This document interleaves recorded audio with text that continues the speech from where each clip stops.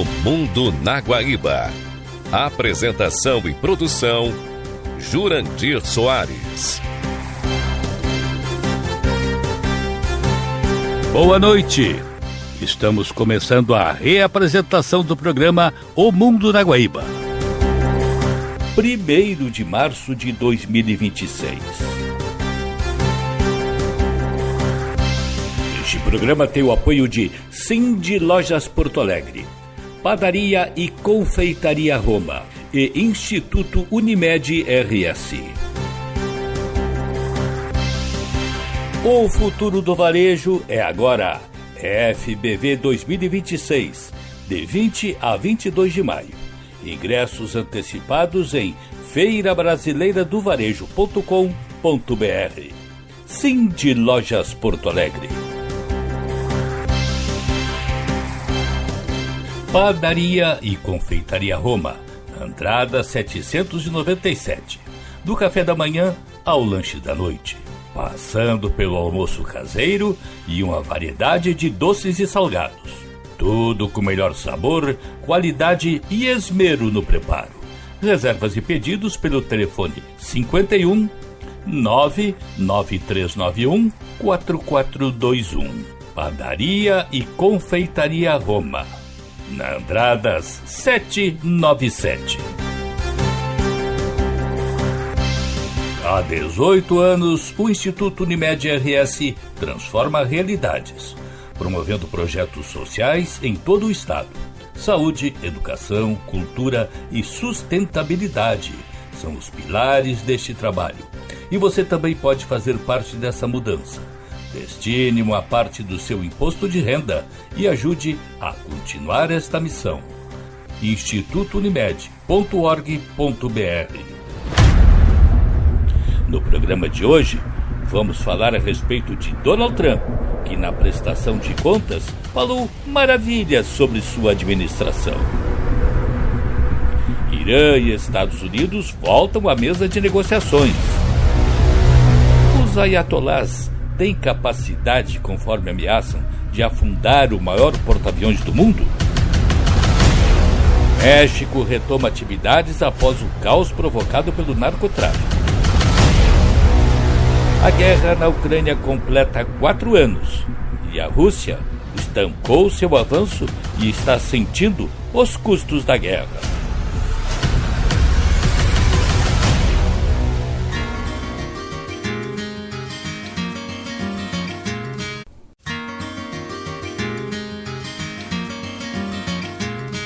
On a warm summer's evening, on a train bound for nowhere, I met up with a gambler. We were both too tired to sleep, so we took turns of staring out the window at the darkness till boredom overtook us, and he began to speak. He said, "Son, I've made a life." Com popularidade em queda, 60% de reprovação, o presidente dos Estados Unidos, Donald Trump, usou o tradicional discurso do Estado da União, nesta terça-feira, para tentar convencer o eleitorado, há meses da eleição de meio de mandato, que seu governo está melhorando as vidas dos americanos.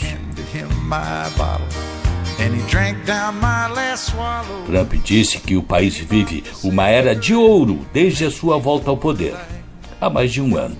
E em fala nacionalista e em tom eleitoral, tentou reforçar as conquistas do seu mandato em temas caros à sua base, como imigração e economia.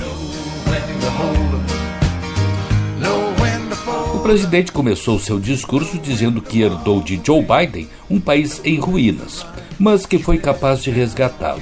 Após apenas um ano, vimos uma transformação sem precedentes. Esta é a era de ouro dos Estados Unidos. E nunca voltaremos para onde estávamos. Nossa fronteira está segura, nossos inimigos têm medo e os Estados Unidos são respeitados de novo. Talvez como nunca antes, disse Trump. Este foi o primeiro discurso do Estado da União desde o mandato de Trump. A solenidade é tradicionalmente realizada por presidentes a partir do segundo ano do cargo. O presidente Donald Trump se vangloriou perante o Congresso na terça-feira de uma virada histórica para os Estados Unidos e alertou que responderia a qualquer ameaça, inclusive da América Latina, no discurso sobre o Estado da União mais longo da história. But tonight, after just 1 year, Mas esta noite, depois de apenas um ano, posso dizer com dignidade e orgulho que alcançamos uma transformação sem precedentes, uma mudança radical, exatamente uma mudança radical. is indeed a turnaround for the ages. O discurso de 1 hora e 47 minutos mencionou sucessos como a operação para capturar o presidente venezuelano Nicolás Maduro e a redução da criminalidade. Trump ainda criticou a oposição democrata e os juízes da Suprema Corte, que lhe desferiram um duro golpe jurídico dias antes ao derrubarem sua política tarifária.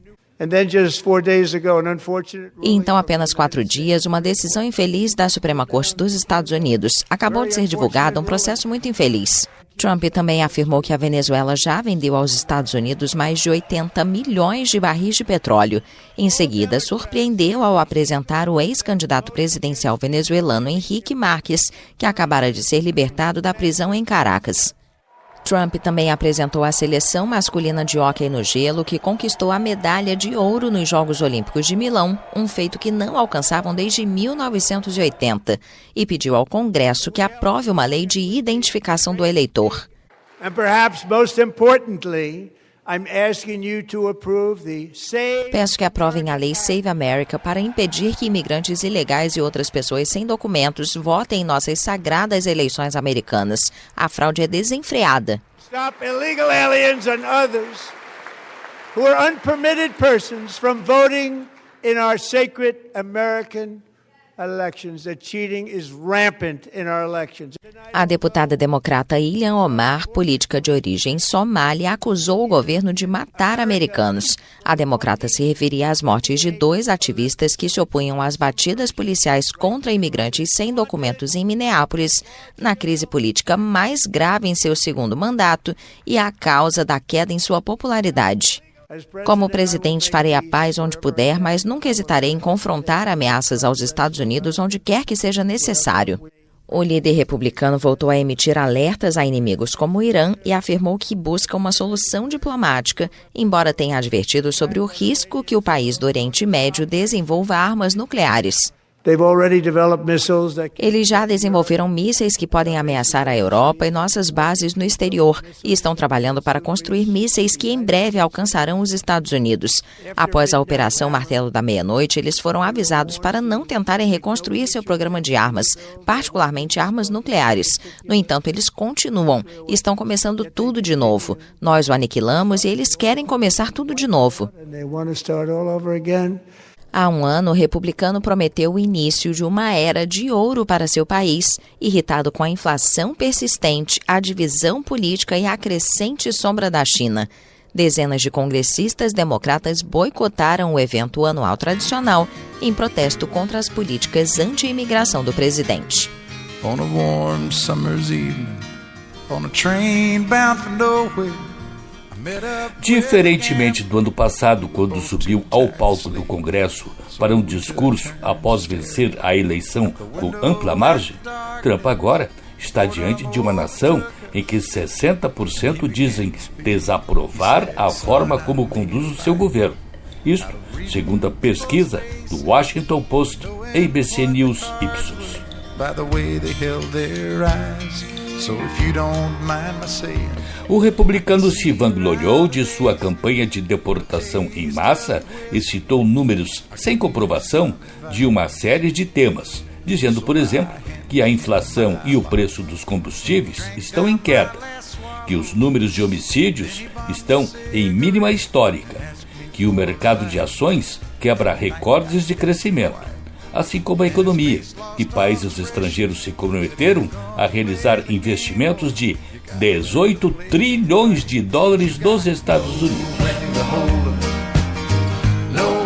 O professor de Relações Internacionais, Cláudio Gustavo Poggio, avalia o pronunciamento de Trump. Foi um discurso que teve muitas surpresas, né? A gente acabou vendo aí as duas faces do Donald Trump, né? Até a primeira metade do discurso é o Donald Trump vendedor, né? Aquele que mesmo que os números não condizem com aquilo que ele tem dito, ele tenta vender como se os Estados Unidos estivessem com uma economia pujante, fosse o país com a economia mais robusta do mundo, etc. E alguns números de inflação, de crescimento, de pessoas que precisam de auxílio do governo, uma série de números que são citados por ele, preço de gasolina, né, uma série de dados que ele citou que são, no mínimo, questionáveis, né?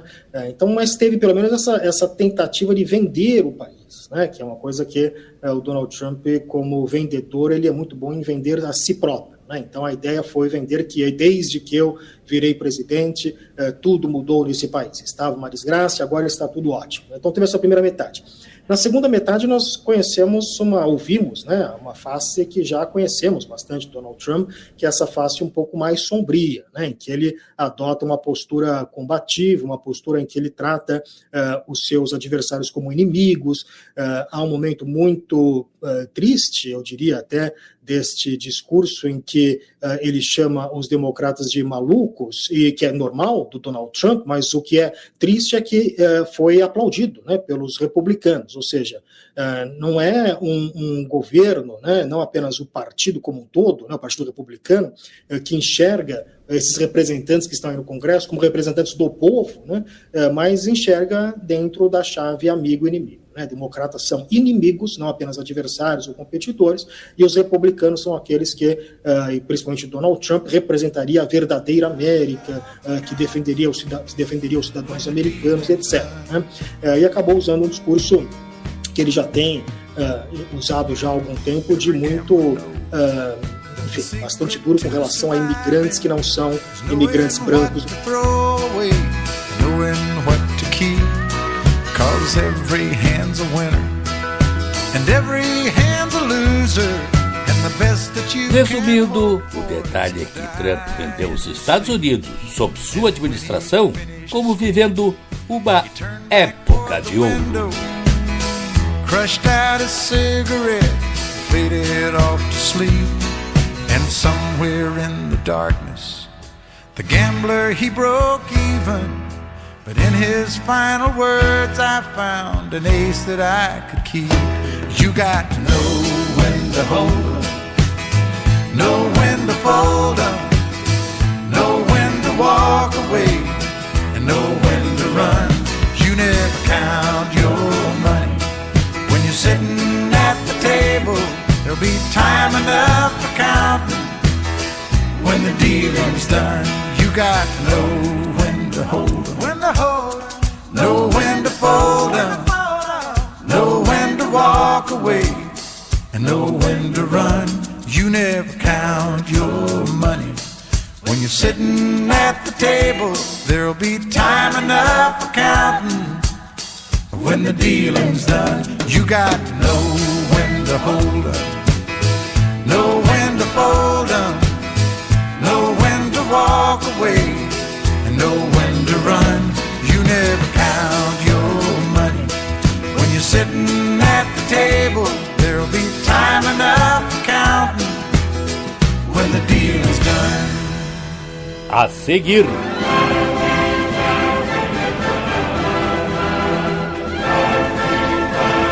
em meio à tensão, Estados Unidos e Irã retomam negociações indiretas em Genebra. Estamos apresentando O Mundo na Guaíba.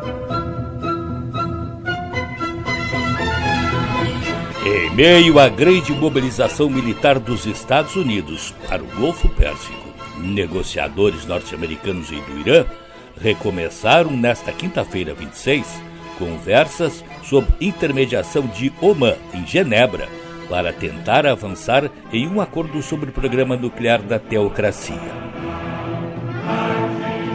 Do lado americano estão o negociador Steve Witkoff e o genro presidencial Jared Kushner, enquanto os iranianos são liderados pelo chanceler Abbas Araghchi nas conversas indiretas. Antes do encontro, a mídia estatal de Teherã dizia que as perspectivas eram positivas. encontro é visto como uma das últimas chances antes de Donald Trump cumprir a ameaça de atacar o país persa, o que pode gerar consequências inauditas, da instalação de uma ditadura militar em caso de decapitação do regime a uma guerra civil. As possibilidades são várias. Lembrando que em 2013, Barack Obama, então presidente norte-americano, iniciou negociações com o moderado Hassan Rouhani, chamando à mesa seus aliados europeus, a França, o Reino Unido, a Alemanha e mais a Rússia e a China. O resultado veio 2 anos depois, com o JCPA, sigla inglesa para Plano de Ação Global Conjunto, em que Teherã submeteu seu programa a um regime de inspeção e renunciou à busca pela bomba na prática, em troca do fim das sanções ocidentais e a liberação de 100 bilhões de dólares que estavam congelados.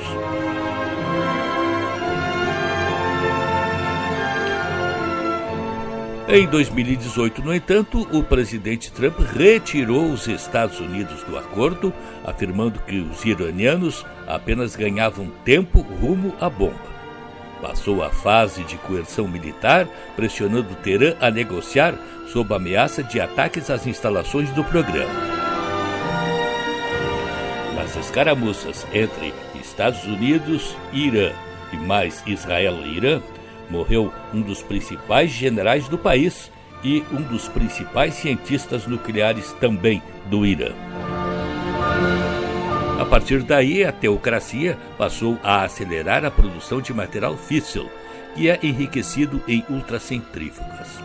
A agência da ONU dizia que as linhas vermelhas estavam rompidas e que a bomba estava à mão do Irã em questão de meses. Hoje, a Agência Internacional de Energia Atômica diz haver 440 quilos de urânio enriquecido a 60%, suficientes para talvez 15 bombas de baixa potência. Em 2025, os Estados Unidos voltaram à mesa de negociação de forma indireta, em Omã, mas sem sucesso. Em junho de 2025, os Estados Unidos, juntamente com Israel, atacaram as instalações nucleares do Irã. 3 das principais instalações foram praticamente destruídas.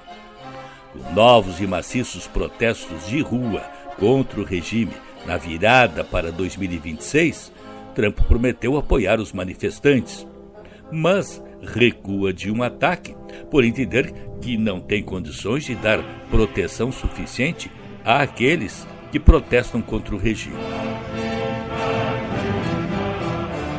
Enquanto desloca o maior contingente aeronaval desde 2003 para a região, retoma as negociações com o Irã. O clima é de pessimismo, pois Trump quer o fim completo do programa nuclear, enquanto Teherã oferece limitá-lo e renunciar à bomba.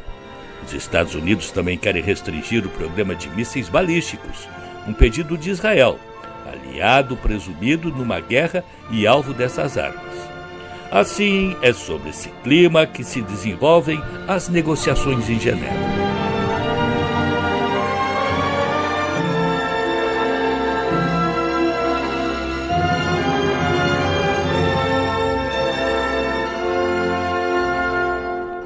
A seguir, o Irã tem capacidade para afundar o maior porta-aviões do mundo?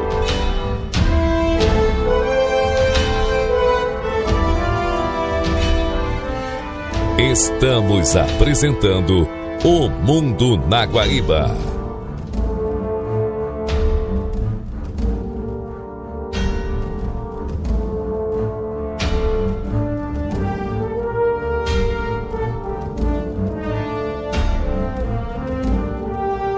Em meio ao deslocamento de forças navais dos Estados Unidos para o Oriente Médio, o Ayatollah Ali Khamenei ameaçou afundar o porta-aviões USS Gerald Ford, o maior do mundo, que Trump mandou para a região. A pergunta que fica é: o Irã tem capacidade para tal? Quem nos responde sobre isso é Hoje do Mundo Militar. Para responder essa pergunta, precisamos primeiro analisar as capacidades antinavio do Irã. A espinha dorsal são os mísseis de cruzeiro antinavio da família Nur e Gadir, derivados do chinês C-802. Possuem um alcance real de 200 a 300 km, capacidade de voar a poucos metros acima das ondas para escapar dos radares e vêm armados com uma ogiva de cerca de 200 kg. Podem ser lançados de plataformas móveis na costa, de barcos rápidos ou até de aviões. São subsônicos, mas se lançados às dezenas contra um mesmo alvo em enxame, podem saturar as defesas. O míssil de cruzeiro antinavio Abu Mahdi é muito mais moderno e letal, revelado recentemente. Tem um alcance superior a 1.000 km, com algumas fontes referindo até 2.600 km na versão estendida.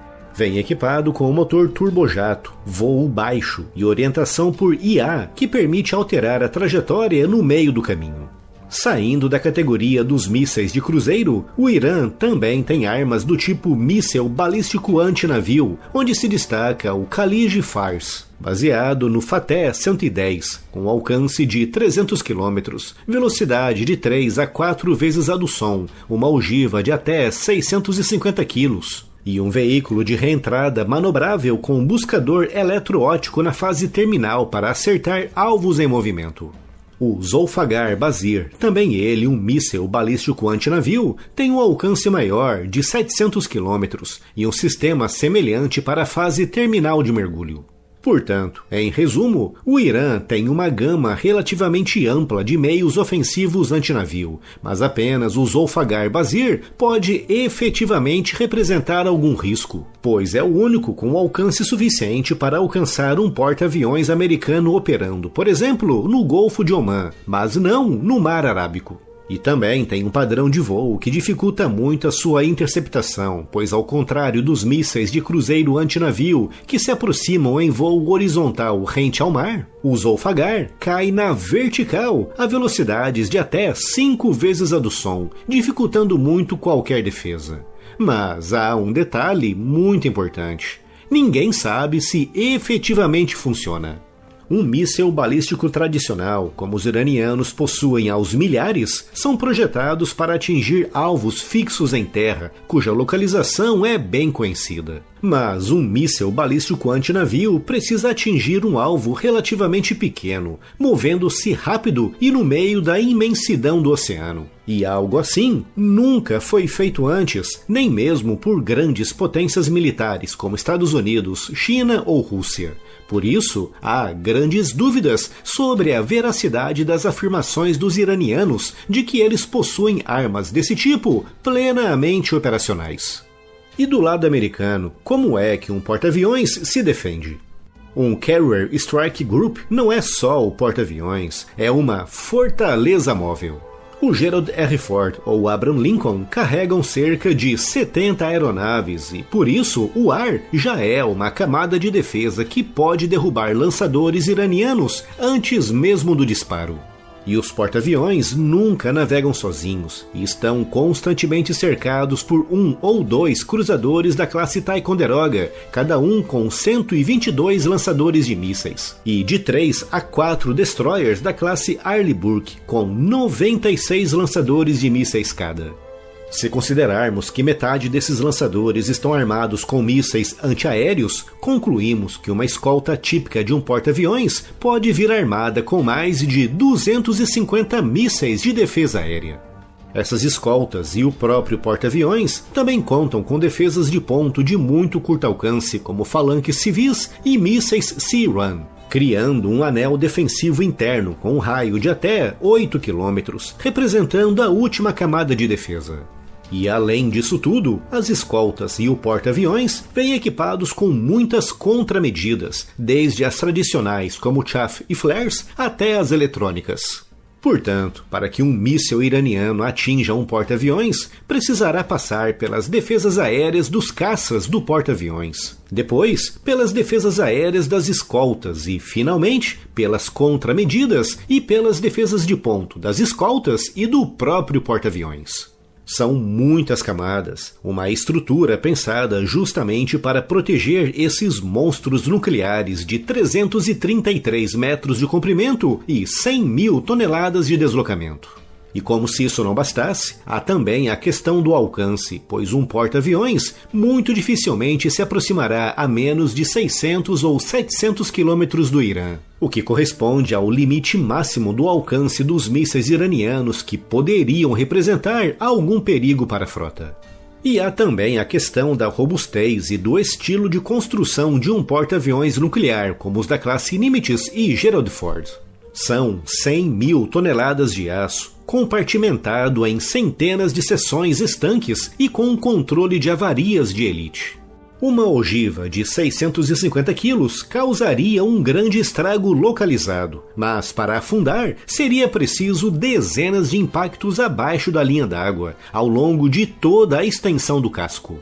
E, finalmente, há a mobilidade, com um porta-aviões capaz de ultrapassar os 30 nós de velocidade, ou cerca de 55 km por hora, e de realizar manobras realmente bruscas, pensadas justamente para desviar de mísseis em rota de impacto. Portanto, resumindo, o Irã até poderia danificar algumas escoltas, seja através de mísseis ou de minas navais estrategicamente plantadas. Poderia até forçar o grupo de ataque do porta-aviões a gastar munição cara contra drones e mísseis. Mas, efetivamente afundar um porta-aviões nuclear americano moderno, com toda a sua escolta atenta à volta e com aviões constantemente nos céus monitorando tudo, é, para dizer o mínimo, muito pouco provável. Ou seja, não há a mínima perspectiva de o Ayatollah cumprir a sua promessa.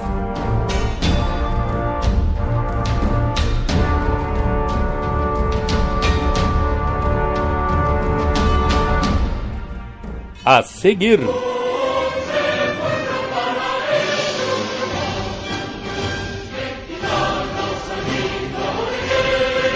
México retoma atividades depois do caos provocado pelo narcotráfico.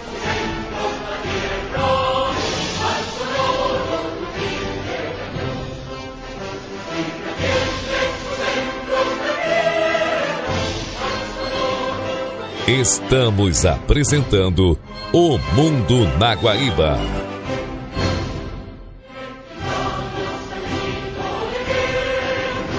O México mergulhou no caos depois que o exército anunciou, no domingo, ter matado o poderoso chefe do narcotráfico, Nemésio Oseguera, conhecido como El Mencho, líder do cartel Jalisco Nova Geração, após uma ação violenta que abalou o estado de Jalisco. El Mencho, de 59 anos, foi um dos chefes mais procurados pelo México e pelos Estados Unidos, que ofereceu uma recompensa de 15 milhões de dólares. Era um dos líderes do narcotráfico mais importantes em atividade após a prisão dos fundadores do cartel de Sinaloa, Joaquim El Chapo Guzmán e Ismael Mayo Zambada. Os dois estão atualmente presos nos Estados Unidos. Segundo o governo mexicano, foram 27 agentes de segurança mortos, além de 46 supostos criminosos e uma civil que morreu também em meio ao fogo cruzado entre agentes de segurança e membros do cartel. Essa operação chama muito a atenção, primeiro porque realmente era de fato um grande criminoso no universo do narcotráfico do México, mas também pela participação, pela ajuda dos Estados Unidos às Forças Armadas do México, provendo inteligência às Forças Armadas, além de participar militarmente nessa operação também, os Estados Unidos, que já haviam classificado o cartel Jalisco Nueva Generación como um grupo terrorista, isso ainda no final do ano passado. É uma demonstração de força do governo de Cláudia Sheinbaum, que hoje pela manhã informou que o país viveria um dia de paz, que não foram mais registrados bloqueios nas estradas mexicanas e, de fato, a situação é muito mais tranquila se a gente comparar com o domingo, onde a gente viu ataques em vários pontos do estado de Jalisco. E aqui nós estamos falando de duas cidades muito importantes habitantes do México. A cidade de Guadalajara, a segunda maior do país, que vai inclusive receber jogos da Copa do Mundo, e a cidade de Puerto Vallarta, que fica ali pertinho de Guadalajara, é a cidade portuária próxima de Guadalajara, uma das principais, inclusive um dos principais centros de operação do Cartel Jalisco Nueva Generación. Não se pode esquecer que o México é um dos países que será a sede da Copa do Mundo deste ano, juntamente com Estados Unidos e Canadá. E justo a cidade de Guadalajara, que é a capital do estado de Jalisco, onde aconteceu todo esse episódio, será a sede mexicana dos Jogos. Porém, a propósito disso, a presidente Cláudia Sheinbaum garantiu segurança para as competições. A violência criminosa registrada no México após a morte do traficante Nemésio Ceguera, líder do cartel Jalisco Nova Geração, em uma operação militar no domingo, gerou preocupações que vão para além da fronteira do país. Nesta terça-feira, a presidente Cláudia Sheinbaum descartou riscos para os torcedores que visitem Guadalajara, uma das sedes da Copa do Mundo de 2026 e alvo de ataques nos últimos dias. A esquerdista afirmou em entrevista coletiva que não há nenhum risco para os visitantes e ofereceu todas as garantias para que a metrópole do oeste do México receba as 4 partidas programadas para junho.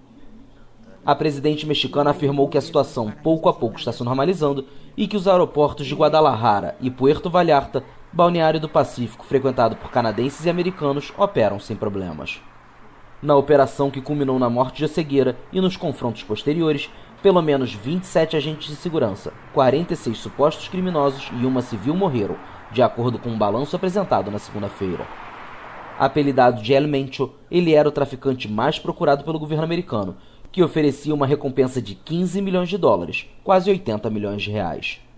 O cartel Jalisco Nova Geração respondeu à ofensiva com um incêndio de veículos e estabelecimentos comerciais e bloqueios em estradas em 20 dos 32 estados do país, a menos de 4 meses do início da Copa do Mundo, que ocorrerá de 11 de junho a 19 de julho. Na Cidade do México e em Monterrey, as outras sedes mexicanas do Mundial, que também será disputado nos Estados Unidos e no Canadá, não houve incidentes violentos. Um porta-voz da FIFA disse à AFP que, por hora, a entidade não vai comentar a segurança da competição. E o episódio não deixou de registrar mais uma disputa entre o presidente norte-americano Donald Trump e a presidente mexicana Cláudia Sheinbaum. O presidente dos Estados Unidos, Donald Trump, afirmou nesta segunda-feira, dia 23, que o México precisa intensificar o combate aos cartéis de drogas, isso um dia após a morte do narcotraficante El Mencho. A declaração reforça a pressão de Washington por ações mais duras contra organizações criminosas que atuam no tráfico de fentanil e também outras drogas para o território norte-americano. A presidente do México, Cláudia Sheinbaum, destacou que a operação foi conduzida integralmente por forças mexicanas, com apoio apenas informacional dos Estados Unidos. Segundo o Ministério da Defesa do México, autoridades americanas forneceram apenas informações complementares, secundárias, mas não participaram fisicamente dessa ação. A Embaixada do México em Washington também afirmou que a colaboração ocorreu no âmbito da cooperação bilateral.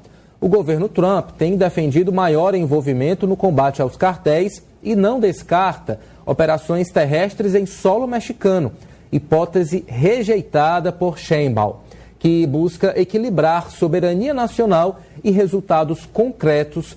Mas afinal, quem é esse grupo criminoso Jalisco Nova Geração que está causando tantos problemas no México? É difícil a gente calcular quantos membros ele tem. Alguns grupos, alguns especialistas falam em cerca de 15 mil, outros falam acima de 30 mil. Mas o fato é, ele é um dos principais grupos de narcotráfico lá no México. Junto do cartel de Sinaloa e do cartel do Golfo, forma ali uma grande tríade criminosa que existe atualmente no país, que sempre foi um país com um histórico muito forte envolvendo o narcotráfico. Algumas áreas do México são totalmente controladas pelo narcotráfico com verdadeiros governos paralelos.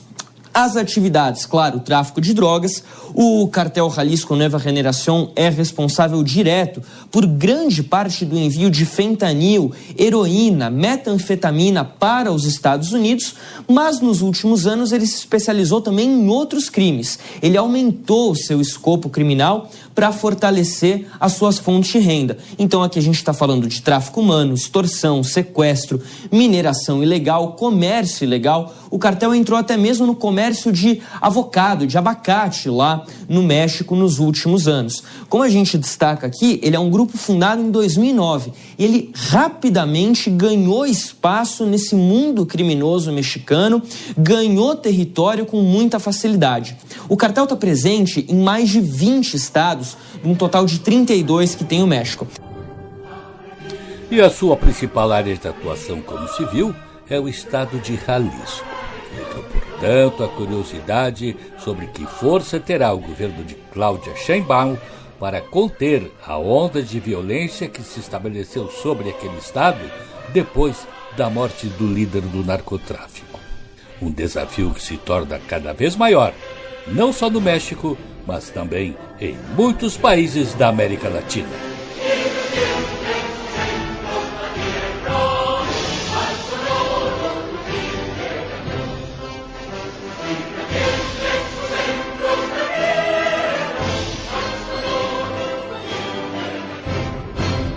A seguir,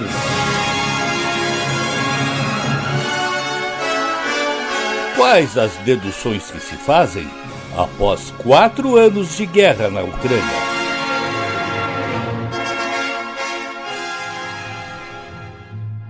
Estamos apresentando O Mundo na Guaíba.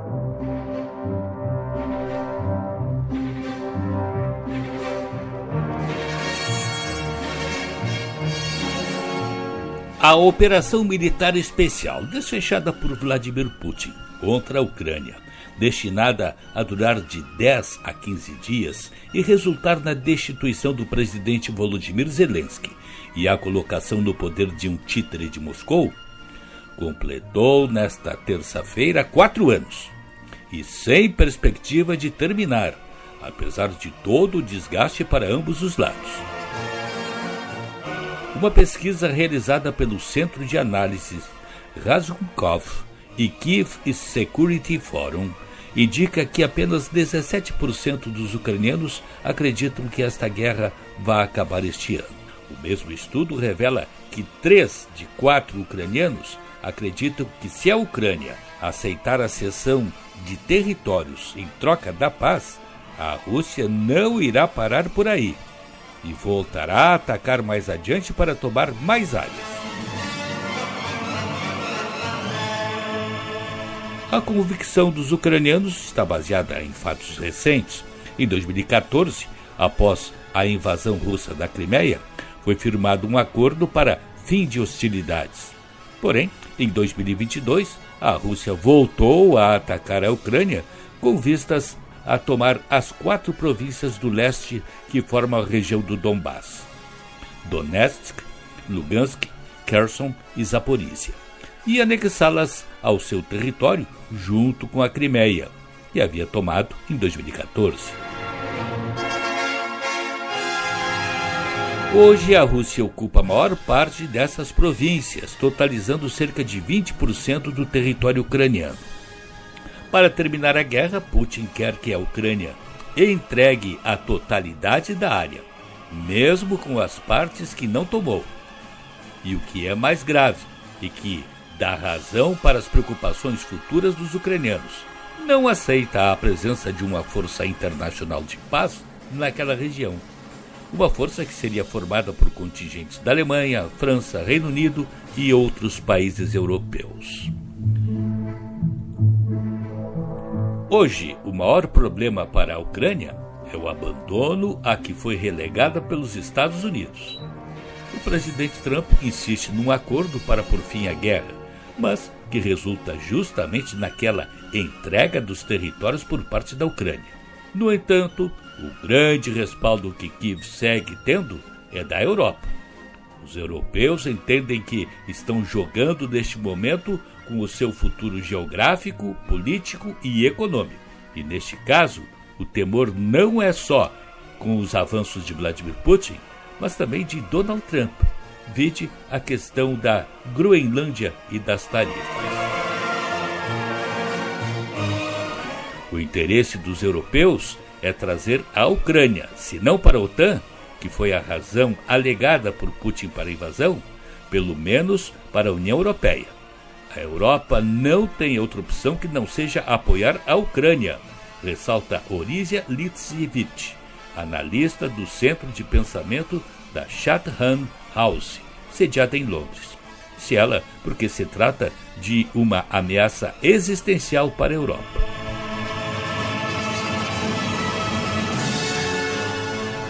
E justo no dia em que assinalava o 4º ano da guerra, a Europa marcou a sua presença em Kiev. A presidente da Comissão Europeia, Ursula von der Leyen, chegou a Kiev nesta terça-feira, dia em que são completos 4 anos de invasão russa à Ucrânia. Na internet, a alemã afirmou estar na capital ucraniana para enviar uma mensagem clara: não cederemos até que a paz seja restabelecida, paz nos termos da Ucrânia. Esta já é a 10ª visita de von der Leyen a Kiev desde o início da guerra. Juntamente com o presidente do Conselho Europeu, Antônio Costa, ela participará de uma cerimônia na capital, além de ter um encontro marcado com o presidente Volodymyr Zelensky. O líder ucraniano publicou uma mensagem nesta terça-feira para marcar a data. Putin не досягнув своїх цілей, не зламав. Putin não alcançou seus objetivos. Ele não quebrou os ucranianos. Ele não venceu esta guerra. Nós preservamos a Ucrânia e faremos tudo para alcançar a paz e para garantir que haja justiça. Falta menos de uma semana para a chegada da primavera. Estamos superando o inverno mais difícil da história. Isso é um fato. E é muito difícil. Difícil para todos vocês. Mas assim como no primeiro dia de guerra, continuamos construindo nossa manhã, passo a passo, tarefa por tarefa, conquista por conquista. Крок за кроком, справа за справою, здобуток за здобутком. Zelensky também publicou um vídeo mostrando pela primeira vez o bunker, onde a resposta à invasão russa foi organizada em 2022, exatamente 4 anos atrás. Цей кабінет, ця маленька кімната в бункері на Банковій. Este gabinete, esta pequena sala no bunker da Bankova, foi aqui que tive minhas primeiras conversas com líderes mundiais no início da guerra. Aqui falei com o presidente Biden e foi aqui que eu vi: Volodymyr, há uma ameaça. Você precisa deixar a Ucrânia com urgência. Estamos prontos para ajudar com isso. Ao que respondi que precisava de armas, não de um táxi. O bunker é da época em que a Ucrânia integrava a União Soviética. Desde o início de seu mandato em 2019, Zelensky planejava deixar a sede da presidência, um edifício neoclássico monumental típico da era soviética e frequentemente descrito como stalinista. Mas com a eclosão da guerra, a infraestrutura herdada da era soviética provou ser surpreendentemente útil. Segundo o governo, Zelensky foi alvo de mais de 10 tentativas de assassinato desde 2022.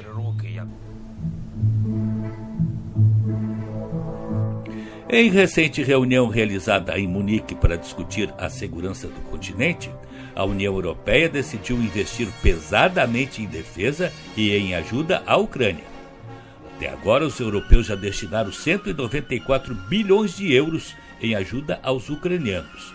E já foi dada luz verde para mais uma ajuda de 90 bilhões de euros como salvaguarda financeira para Kiev, num momento extremamente crítico em que o país tem enfrentado um dos invernos mais duros dos últimos tempos. O objetivo é ajudar a manter a resistência da Ucrânia, apesar de todo o desgaste que a guerra já causou. Tudo dentro da premissa de que é preciso fazer Putin parar a qualquer custo.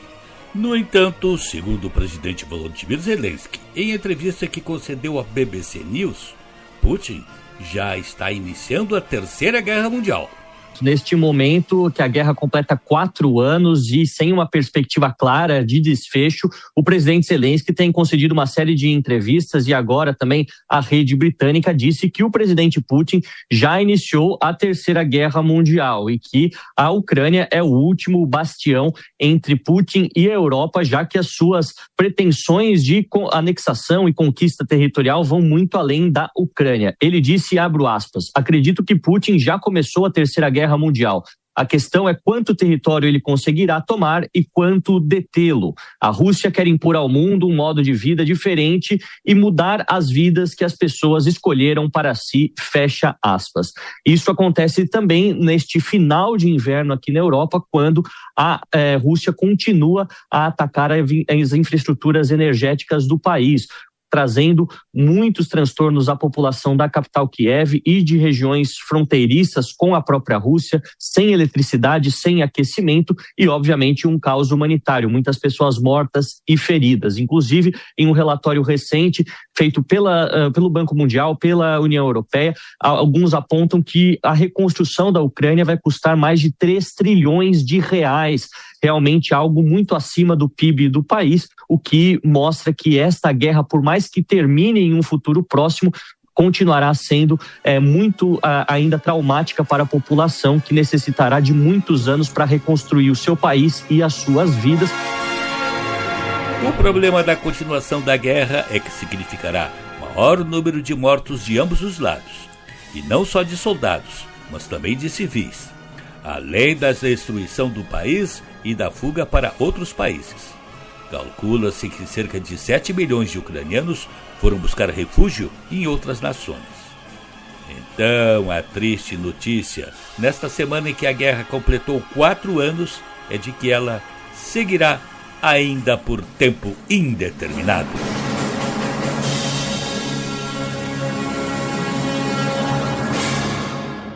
A seguir,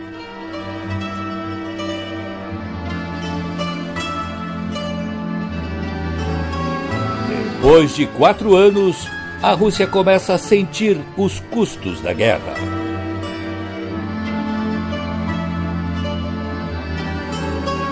Estamos apresentando O Mundo na Guaíba.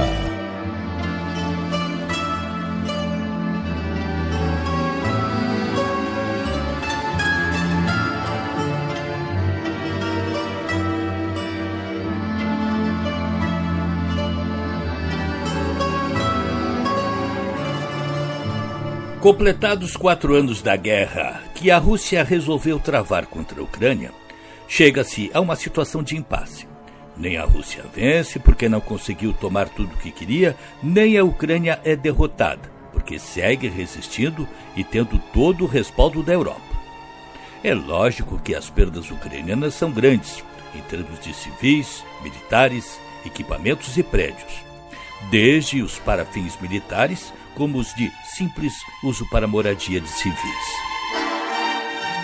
Apesar de a Rússia ter ocupado cerca de 20% do território ucraniano, Putin enfrenta desgastes profundos com a não prevista extensão que o conflito está tendo.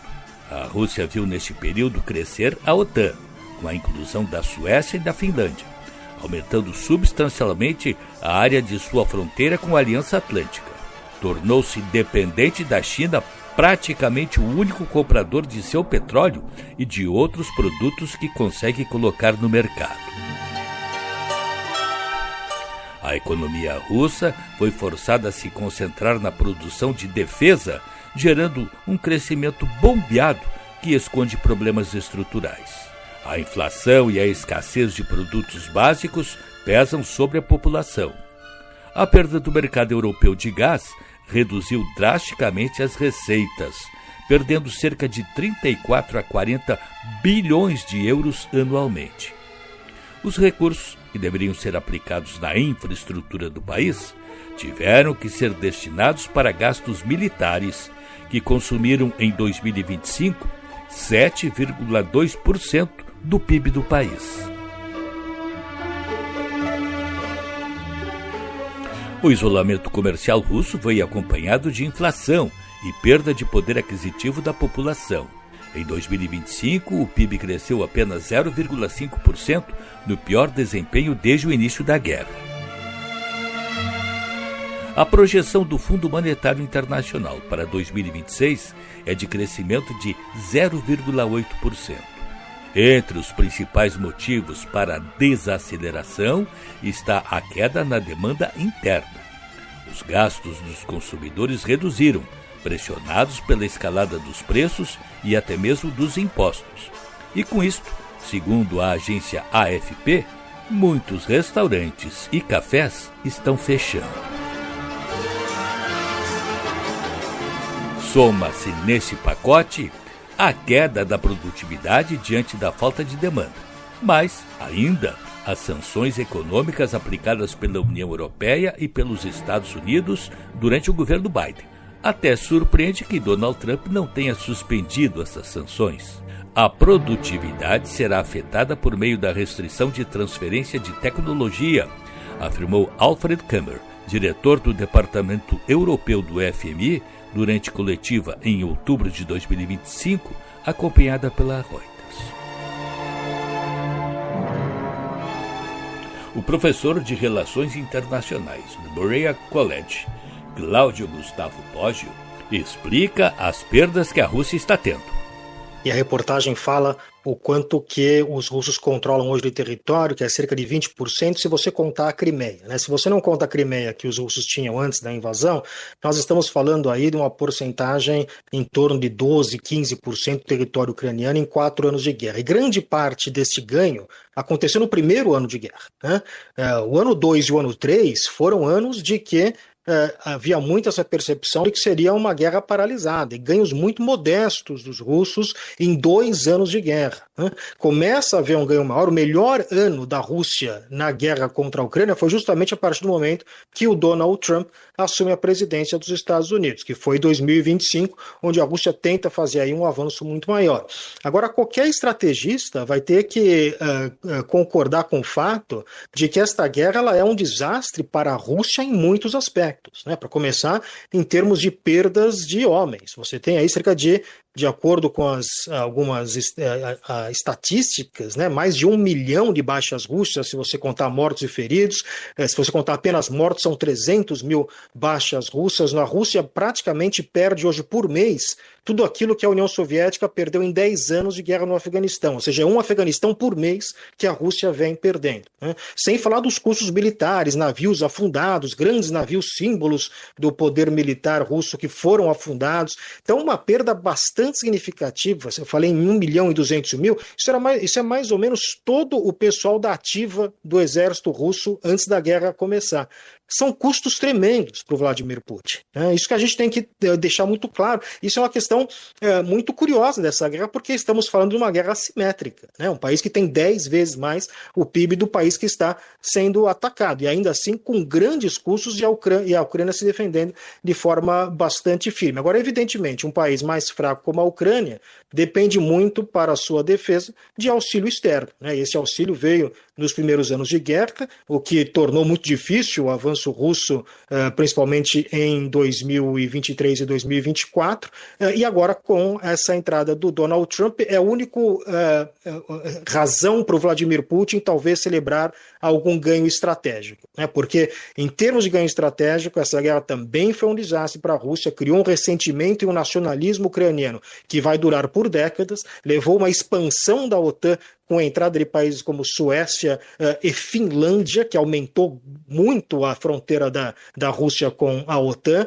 levou ao aumento de gastos de defesa de países europeus. Então, portanto, em uma série de aspectos, um desastre para o Vladimir Putin. Qual seria o único momento que ele poderia transformar isso em alguma vitória estratégica? O Donald Trump forçar uma rendição da Ucrânia, que foi aquilo que o Donald Trump tentou fazer em 2025. A grande estratégia do Donald Trump para acabar com a guerra, como a gente viu de forma muito clara naquele desastroso encontro na Casa Branca, era forçar a Ucrânia a se render à Rússia. E nós teremos um fim da guerra, né? E isso seria um grande ganho para o Vladimir Putin, não só pela questão da Ucrânia, mas pela divisão do Ocidente, que é outra questão que ele procura fazer. Então, a grande aposta do Vladimir Putin nesse momento, dado esses custos todos, é justamente o que tipo de ganho político ele pode ter com o Donald Trump como presidente dos Estados Unidos. De fato, Donald Trump foi o inesperado aliado que Vladimir Putin ganhou. Lembrando que Trump enfatizou várias vezes que tão pronto assumisse o poder, iria acabar com a guerra. Passou-se 1 ano e nada. Primeiro lambuzou Putin em uma recepção com tapete vermelho no Alasca. Logo depois, tentou entregar a Ucrânia para Putin com a proposta do fim do conflito em troca dos territórios do leste ucraniano que o russo deseja, incluindo os que ele já tomou e os que deseja tomar, mas ainda não tomou. Trump reforçou mais a enfraquecida posição de Putin ao deixar de mandar ajuda para a Ucrânia e passar a bater de frente com os aliados europeus, dos quais, inclusive, ameaçou tomar um território pela força, no caso, a Groenlândia. Assim é que Putin busca revitalizar a economia do país com o impulso da máquina de guerra. Os 7,2% do PIB destinados à produção de armamentos representam uma injeção de 149 bilhões de dólares na tentativa de recuperar a economia. Estes dados são levantados pelo Banco de Dados Militares do CIPRE, o Instituto Internacional de Pesquisa da Paz de Estocolmo. Segundo o organismo, a cifra vem num crescendo desde o início da guerra e representa o dobro do que era uma década atrás. Para efeito de comparação, a média mundial é de 2,5%. Fato é que a guerra está saindo para Putin muito mais cara do que ele pensava quando a iniciou. Só que agora não tem como recuar, assim como a Ucrânia não tem como aceitar a entrega dos territórios. E a dedução é que, apesar dos desgastes de ambos os lados, o conflito deve seguir por tempo indeterminado.